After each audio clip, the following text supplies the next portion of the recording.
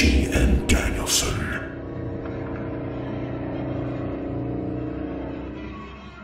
The Time I Almost Got Fired by VincentRustyEye.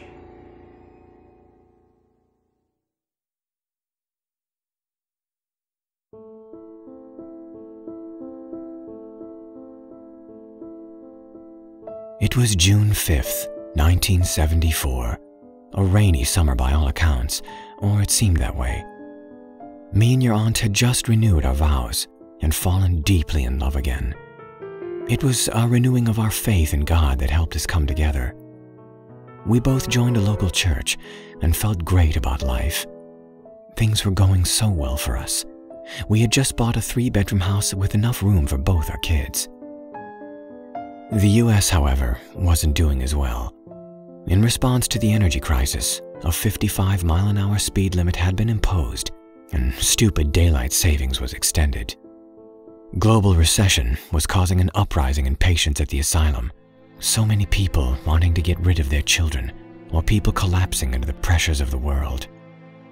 Me and your aunt, however, were doing well. The kids were in school, so your aunt got a part-time job working at a library, making a good wage. The two incomes were keeping us very well off in that dark time. But I always felt in darkness at the asylum, especially that year. In 1974, the head doctor of the asylum made an announcement that he believed diet was the proper way to respond to autism. He felt that what the kids ate made them antisocial and stunted them developmentally. He began to do what he called a test treatment. It was more than a human experiment. He told me that some kids should eat only veggies, some kids should eat all meat, other kids would have no limit on their food, and one would have only water to drink. A child named Ashley. Each child was given a pill.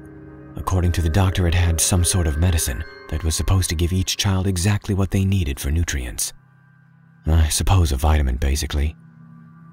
Something was sketchy on all the accounts with it. I didn't like it at all, but I had my orders, and it was only supposed to last a week. But 2.5 weeks later, I was seeing no change, except in the weight of the children. It wasn't my job to do anything but cook, but the autistic kids were my kids. I loved them. They were different and picked on for no reason. So what if they didn't talk much? They were really brilliant. The doctor described them as unfeeling, childish, and recluse. The one who they starved, Ashley, in 2.5 weeks was almost skin and bones. Her beautiful blue eyes always captivated me, but for the last 2 weeks, I couldn't look at her as she cooked in class and grew weaker and weaker until she stopped feeling it all. She would just sit in the corner unresponsive to the nurse's commands to go. One day they had the audacity to ask me if I wanted Ashley in class anymore due to her behavior. That's when it hit me. I marched over into the doctor's office and told him he needed to stop the experiment.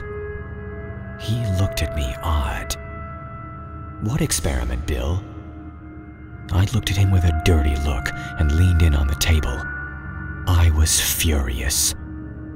"You know damn well what I mean. Your goddamn treatment is killing those kids." I was shaking with rage, and he could tell. "Have you noticed the changes in them, Bill?" "I have. They are improving.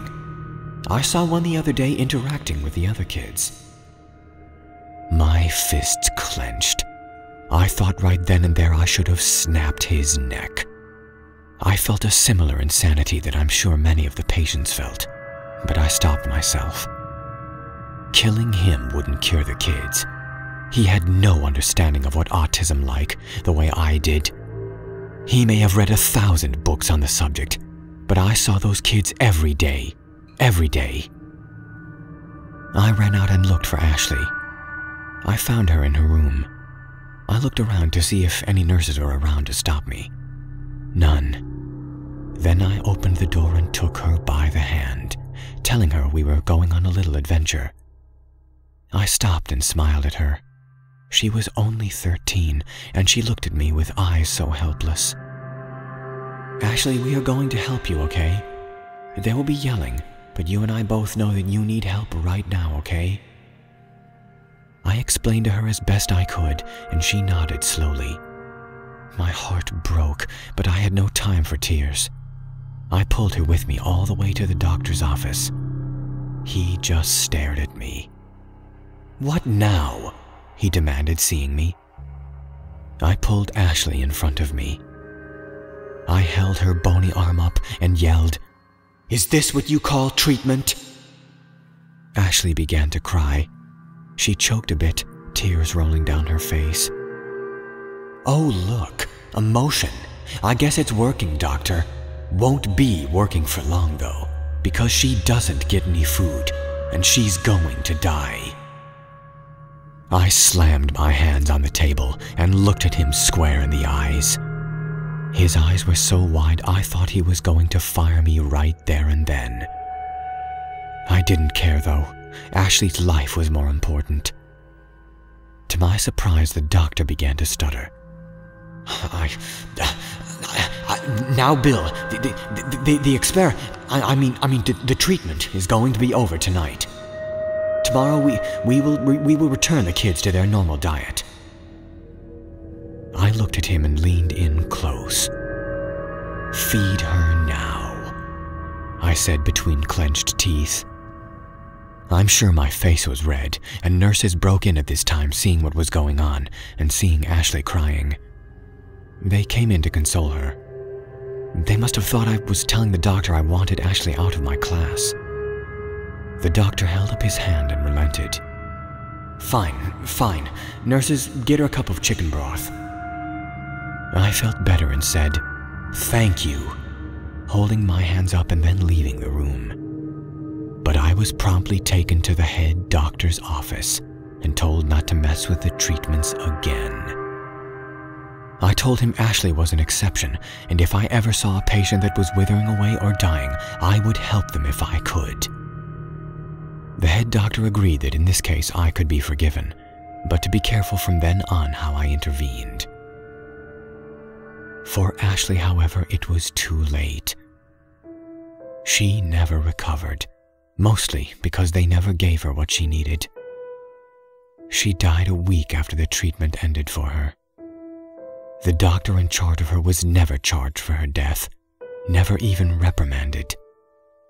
They put her in the asylum morgue. Her family had abandoned her, so I told the mortician I would purchase a spot for her in the graveyard. I had a small ceremony with a few of the nurses and my colleagues who cared as I did. I don't think I ever sobbed so much over a patient. Ashley was a beautiful little girl. She never deserved how she was treated. She had so much hope. She was doing so well before. She would smile, even laugh during class. She was even interacting with others she trusted. Her anxiety was down since she came into the asylum. She was learning to live again in the big world alongside her autism. I told the head doctor after that I should like to be consulted about students' well-being, as I spent every day with them. I told them the nurses should too, but those bastards didn't listen.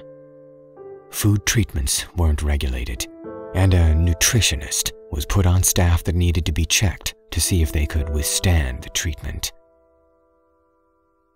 I will never forget Ashley. Autistic kids are so misunderstood.